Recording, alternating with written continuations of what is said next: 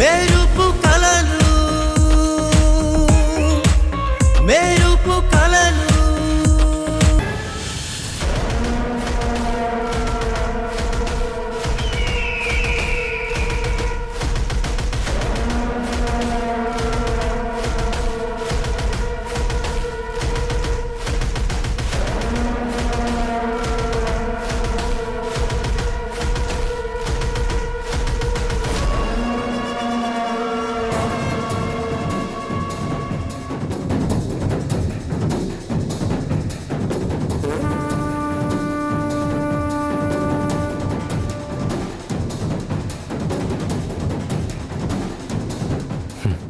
ఒంటరిగా బలి దొరికింది. నా జీవితంతో ఆడుకోవాలని చూస్తావా? ఇప్పుడు చూడు, నన్ను పెళ్లి చేసుకుని నా కాళ్ళ దగ్గరికి వచ్చేలా చేసుకుంటున్నా.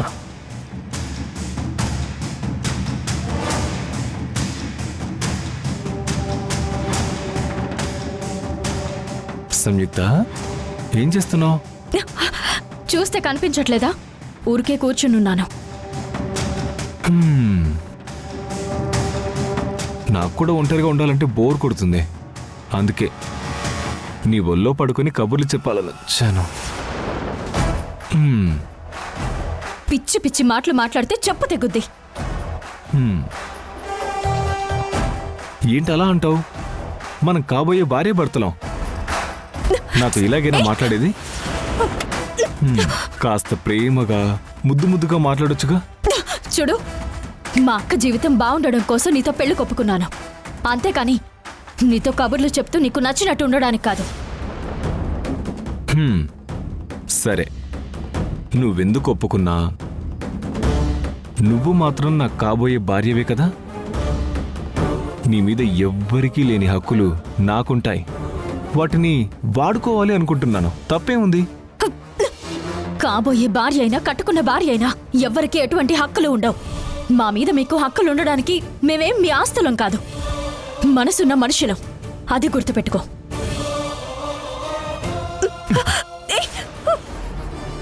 మీ ఫ్యామిలీలో నాకు నచ్చేది ఈ పొగరే. అందుకే నువ్వంటే నాకు అంత ఇష్టం. ముందు మీ అక్కని చేసుకోవాలనుకున్నాను, కానీ చెల్లివి నాదానివి కాబోతున్నావు. అనవసరంగా బెట్టు చేయకో. నేను ఎవ్వరికీ చెప్పనులే. పెళ్లి కాకముందు నువ్వు నాకిచ్చే ఈ తీయని బహుమతి నా గుండెల్లో పర్మనెంట్గా దాచుకుంటాను. కాదనుకో. నీలాంటి మృగాన్ని మనిషిగా మారాడు అని అందరికీ చెప్పి పెళ్లి చేసుకుంటున్నందుకు నా మీద నాకే అసహ్యంగా ఉంది. నీలాంటి మొహం చూడాలంటేనే కంపరంగా ఉంది. ఏంటి, నేను మృగాన్నా? నా లోపల దాచిపెట్టిన మృగం బయటికి వస్తే ఎలా ఉంటుందో చూస్తావా? చూస్తావా? మృగం మృగం అంటావేంటే? నన్ను మృగం అంటావా? ఏం చేస్తాను చూడు ఇప్పుడు.